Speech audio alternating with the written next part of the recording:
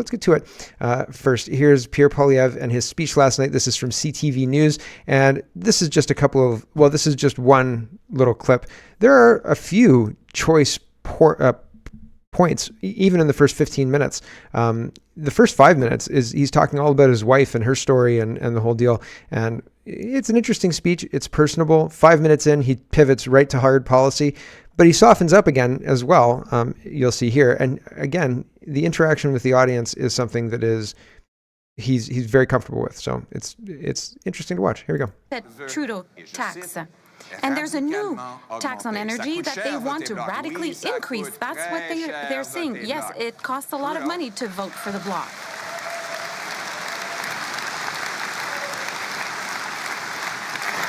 And amazingly, Trudeau has doubled our national debt, added more debt than all 22 prior prime ministers combined. And just to end the suspense, the budget has not balanced itself. At the very beginning, he makes a self-depreciating remark about why did my wife end up with me, an Anglo who lost his glasses, right? And everybody laughs.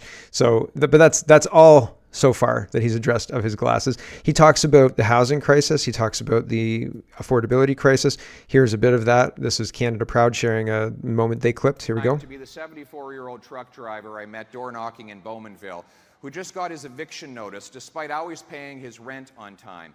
Finding another place will cost him $700 extra per month. He doesn't have $700 extra. So his choice now is to go to his full-grown daughter, his little girl, and ask to live in her basement or become homeless. I didn't know what to say to him. What is he supposed to do? Go back to driving a truck 70 hours a week? He's 74 years old. His back can't take that. But I didn't see anger in his eyes. I saw fear. Mr. Trudeau, if you think life is tough for you, you should meet the carpenter I met at a Tim Hortons in the Sioux, who lives in a parking lot because he can't afford the rent. He wasn't angry either. But I was angry for him, because an economy where the people who build our homes cannot afford to live in them is fundamentally unjust and wrong.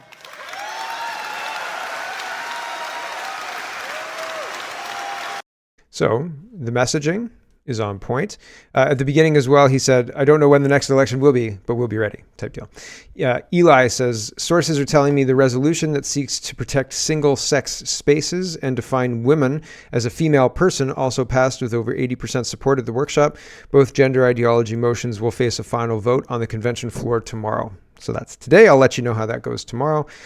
Interesting. We'll see. Pablo Rodriguez, House of Costs HOC staffer, says Pablo looks like he just finished a bottle of wine and said, F it, let's go to the convention.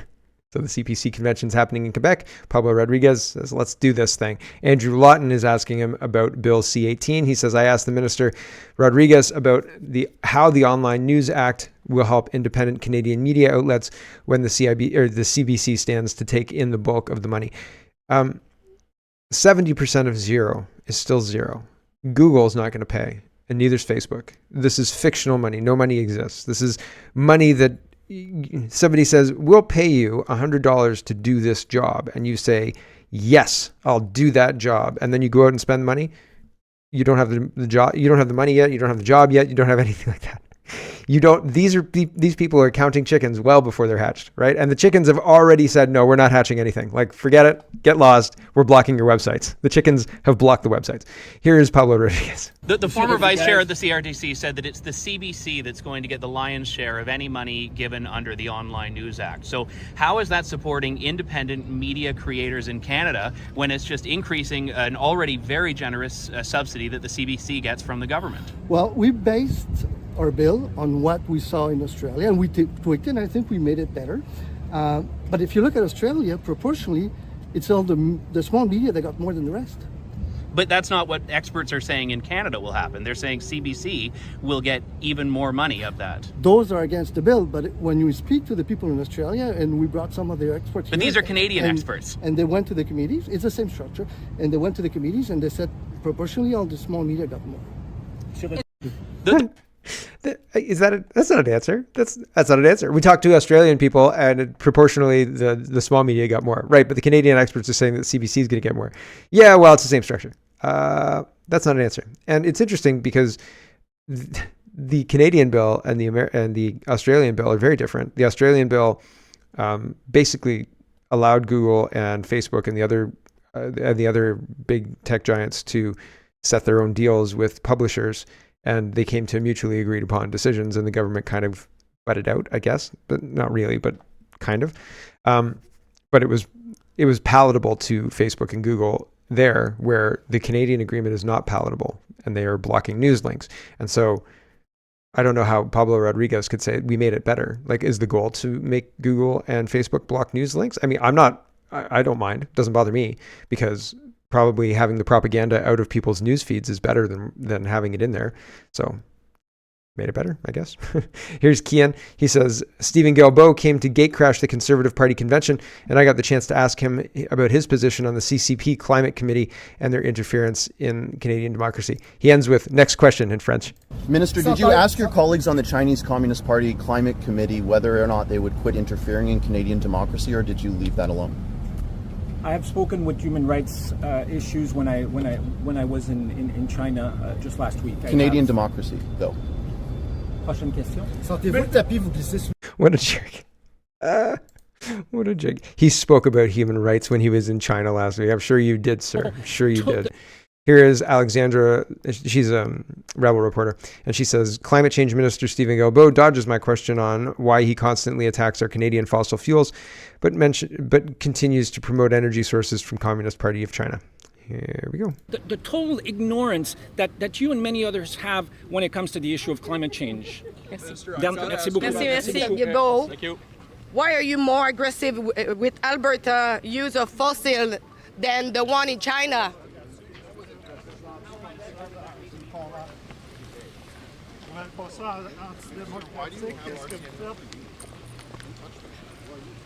Mr. Guilbeault, why are you more aggressive with Alberta use of fossil fuel than China? Merci. Do you find that a little bit hypocrite to promote China instead of your own country? Hey, that's the real question I suppose we should be asking. Once you stand for Greenpeace, I don't know if you remember, you were like activists.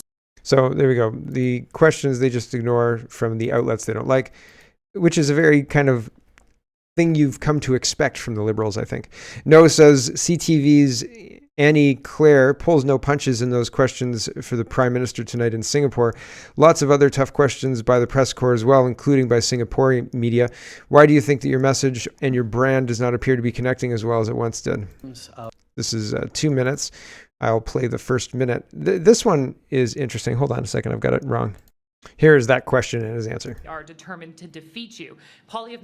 His message appears to be resonating, and he's consistently higher in the polls. Why do you think that your message and your brand does not appear to be connecting as well as it once did? Well, first of all, on domestic politics, we have a lot of ministers on the ground commenting on that in a blow-by-blow.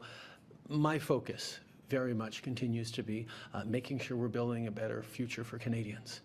That's what brings us to this region. That's why the success of the Canada-ASEAN partnership, seeing significant more opportunities for Canadian businesses to invest and create growth here in the region, but also drawing in partners who are interested in investing in Canadian success and creating jobs for Canadians is so key.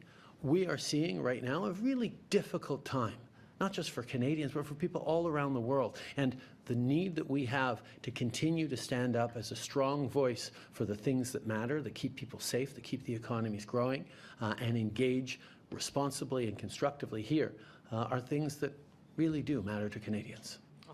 Right. So why isn't your brand resonating? What does that have to do with the question I asked Prime Minister? Here's Brian Lilly. He says, this Angus Reid poll is devastating to the Liberals. I have a theory. The theory goes like this. Trudeau's not popular. He's not popular enough that it's not plausible that he'd remain in charge. And so they're pivoting to the next person who they're making popular through favorable media, because all of the other conservative leaders have been Trump-like or racist or whatever. And Poilievre seems to have gotten all of those smears and gotten through them to now the media is kind of cool with it. And they say Angus Reid, actually, people like Poilievre better. Here's that. Brian Lilly says, this Angus Reid poll is devastating for the Liberals. The federal politics, as Conservatives convention begins, Poilievre is viewed as the best prime minister by a 2-to-1 margin over Trudeau. So that's Angus Reid. So my theory is that there are powers that be that have influence in penetrating the cabinets, right? All of the cabinets, and not just liberal cabinets, but conservative cabinets just as well, just as deeply, right? Harper's ministers went to Davos, right? Harper himself went to Davos and said, Klaus Schwab, that was a motorboat, just in case you weren't sure. And so, right, I can show you video of it. It's disgusting. But, I think he was rubbing his bald head too. When you send ministers to Davos to be compromised by the World Economic Forum, that's not great. And they tick-tock to get done what they need to get done. And I think it was Brian Mulroney who said, thanks to all the governments who, did their part in getting us to where we're at, right? So it just seems like the changing of the guard. The wind has shifted. It's time for the blue flavor of the month rather than the red flavor, right? It seems like that to me. Chinese interference, the inquiry is happening, but it's with a compromised judge. So are we going to see an actual inquiry, or are we going to see a whitewash? I'm betting a whitewash. Let's not hold our breath, everyone. It's going to be a whitewash. Andy Lee says, watch Justin Trudeau attempt to answer a question on why his government hasn't yet entered a foreign agent registry law in Canada, unlike our allies. And the back and forth, it's interesting. If it was actually less than 2 minutes, we'd probably watch the whole video. He doesn't answer the question in a fulsome way. And the press guy asking the question really goes after him in a way I appreciate, and in a way that the Canadian press does not. So here's this exchange. I wish that our press was even half this hardball with our politicians. Here we go. By all accounts, Mr. Prime Minister, the interference in Canadian democracy was worse than similar efforts by China in the UK and in Australia. You appointed a special rapporteur to investigate. So far, however, your government has either been reluctant or slow to pass a foreign agent registry law. How come?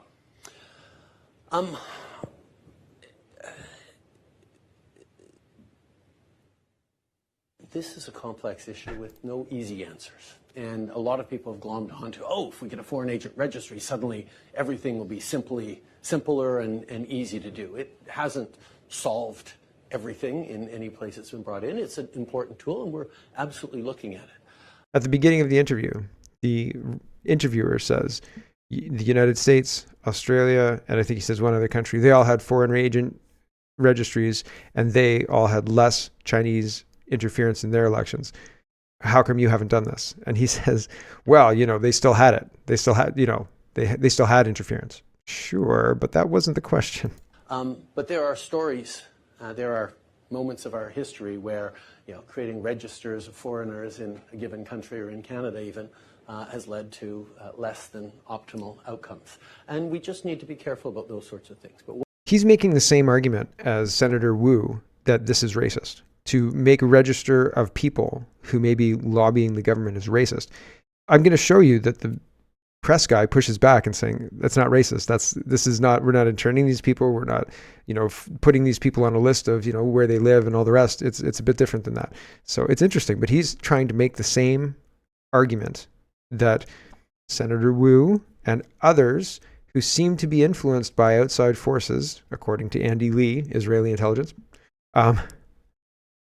So who knows, right? Who knows if this is a legitimate thing? According to this press guy, it's not. One of the things that we have done since 2015, particularly having watched the 2016 election in the United States, the 2017 presidential election in France, is we stood up before our 2019 and 2021 elections a monitoring panel of top security agencies and civil servants to make sure there was no interference in our elections.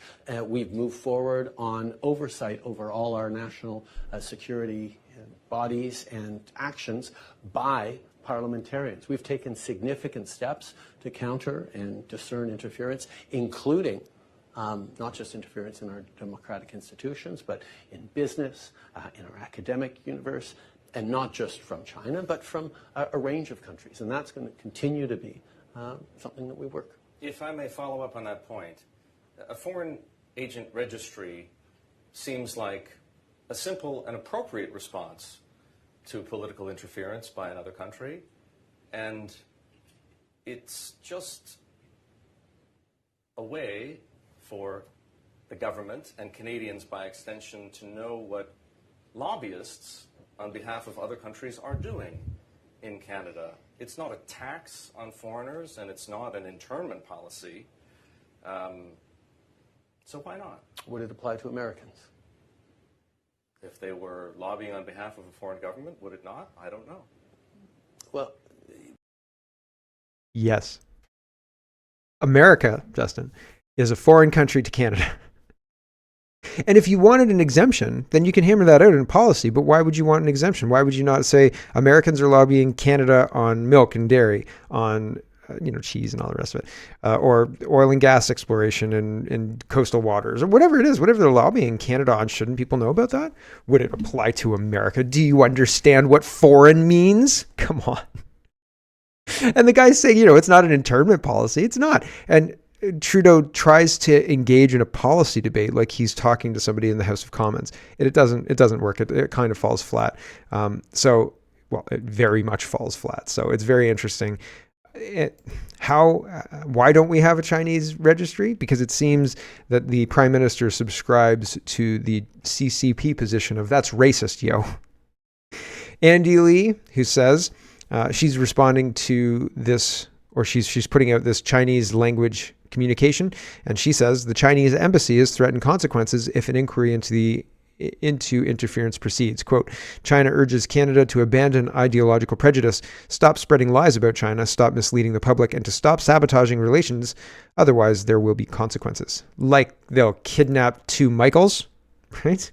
Or something like that. Who knows? Who knows what the consequences could be? But we've been threatened before, and they followed through. And then everybody pretended like nothing bad happened, and we moved on, right? Everything's cool. We'll continue offshoring. Here is the update on the Tamara Lich trial. A rap smear is where people make, Nancy Pelosi explains it, and I'll let Nancy Pelosi explain it in just a second, but basically they make an accusation, or they leak an accusation to the news. And as they make the accusation, it's reported. And then you reference the report to say, see, look, it's being reported that this person's a racist.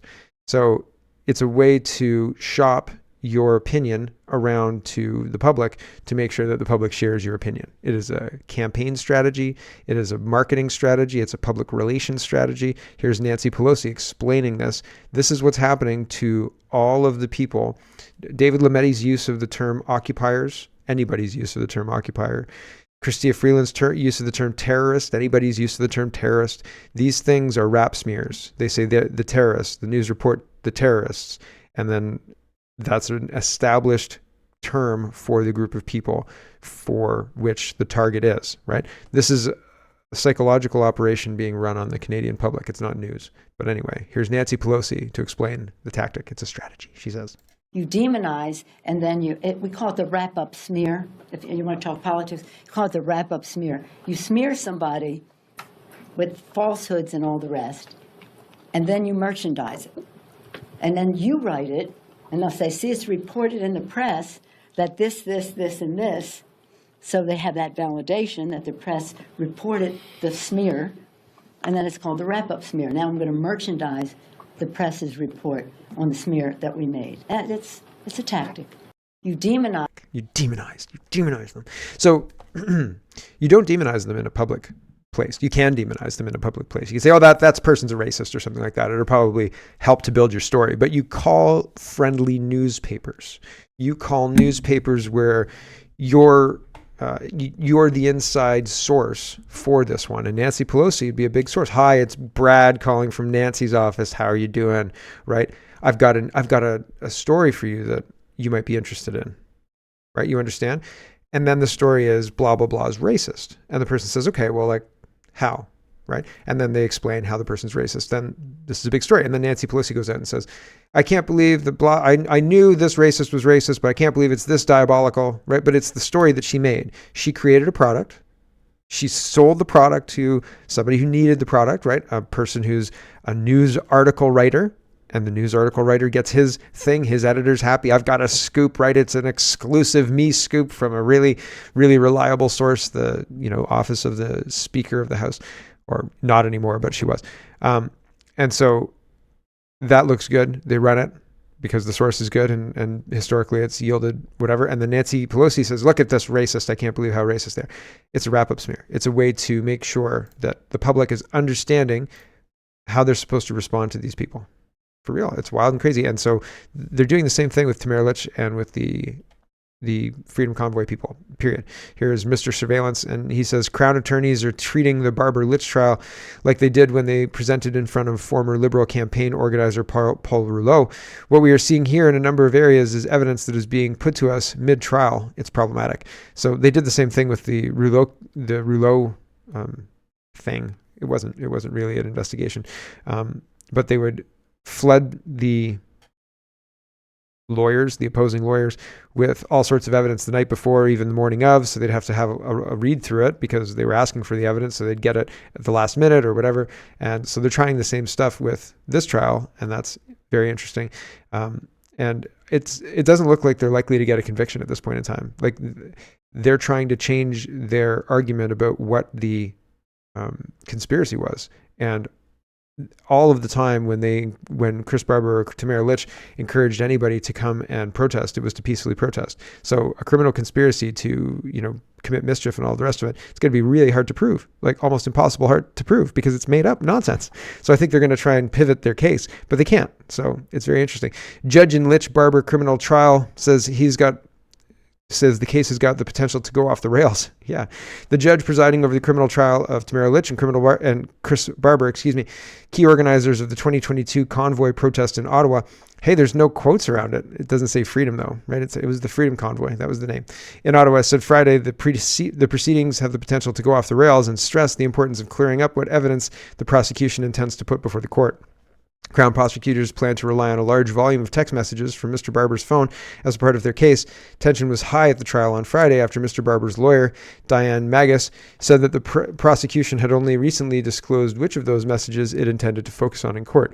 The judge, Justice Heather Perkins McVie, said that the timing of that disclosure could create challenges for the defense on cross-examination. She told the Crown she was very unhappy about this and called a recess. She later emphasized the need to ensure that the trial's playing field is as even as it can be, and that everyone is aware of the legal arguments being made. If things continue in the same fashion, she said, we're going to be in for some serious problems. There's potential risk of this case going off the rails, she added. Mr. Barber and Ms. Lich are facing criminal charges of intimidation, mischief, and obstruction of police, all stemming from their roles in the convoy protest, which filled downtown Ottawa, blah, blah, blah, blah, blah. Mr. Barber and Ms. Lich also face charges of counseling others to commit each of those three offenses, and Mr. Barber faces a charge of counseling others to disobey a court order. After Friday's recess, Crown Prosecutor Tim Radcliffe told the court that the Crown had informed the defense months ago that the large number of text messages would be used in the trial in some way, but said the defense had not requested further details. It's their fault, you see. Mr. Radcliffe says Ms. Magus had waited until 2 days before the trial's Tuesday start to ask the Crown which of the text messages prosecutors would be relying upon. It's her fault that I haven't done my homework. He said he is concerned that the defense is not being diligent. Ms. Magus replied that she was offended by that suggestion. So there's sniping, there's all sorts of stuff, and the Crown is not behaving in a way that is expected of the Crown in Ontario courts. Eva Chippick says things do not appear to be going well for the Crown in the Lich and Barber prosecution. It seems that all the calls for lawful and peaceful protest are making it harder for the Crown to make its case for the criminal elements of counseling mischief, obstruction of justice, and others. The Justice said the Crown's movement to submit unattributed posts, which means the author is unknown, as circumstantial evidence is highly misleading and even falls short of the criteria for hearsay. It's not even hearsay, it's just anonymous posts. The Crown was asked what is its intent for the disclosure of this evidence, to which he replied, "We will let you know." And then the judge said, "We are too late in the game for we will let you know." The judge responded, "You can't have hearsay circumstantial evidence." So that's good to hear. I mean, that's nice. At least the government isn't saying it's irregular, but let's hear the circumstantial evidence. It's irregular, but go on. This is a very interesting line of questioning. It has nothing to do with the case, Your Honor. I know, I just want to hear the end of the story. Darcy Media is showing us footage from outside the courthouse where the lady who was on the tricycle and talking about trans rights steals an F. Trudeau flag and puts it in her pants. For real, here we go. She runs away with it. Here, she's got it. She picks it up again, and she runs away with it. I mean, that's theft. You can't do that. I'm destroying it. You gonna let her do that? Yo, go. Not touching her. Yeah, I mean, Yaza. So, like, that's theft under 5,000, destruction of property. That's against the law, as far as I'm understanding it. She puts it in her pants. Look at her. She loves it.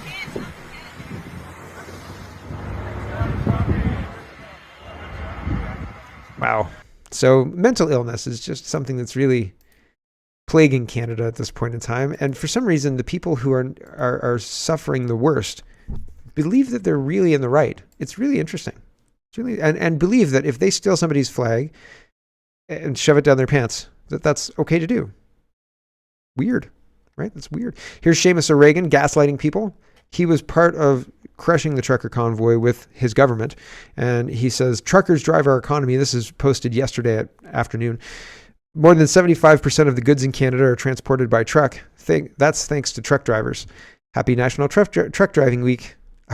The trial of the Freedom Convoy is going on during National Truck Driving Week. That's got to be on purpose. They didn't do that by accident. Here's Joe Walsh, and he's sharing this. He says, she says, my court date is in December. I'm facing 30 days in jail for taking this picture. She's standing, and it looks like she's older, and she's not even up to the shoulder of the shorter of the two people in this picture. This other guy is a full head taller than her hat, like the top of her hat. And she's getting 30 days in jail for taking this picture. How dare you? How dare you take pictures of people who want to assault you, right? And CTV News is getting in on the gaslighting. Canada ranks as the second best country in the world in 2023. Yay, Canada. Woohoo, we're back. Or something. Second best country in the world, eh? I've got some questions about that. It's just propaganda. It's just naked propaganda. So hello everyone. Thanks very much for watching. This is just a short version of a longer show. If you'd like to get the whole show, you can go over to CanadaPoly.com and sign up for a subscription. Just look in the drop-down tab for Shop and Donate and look for subscriptions, and you'll get immediate access to the full show. Love to see you. Thanks for watching, everybody. Have a wonderful, wonderful day.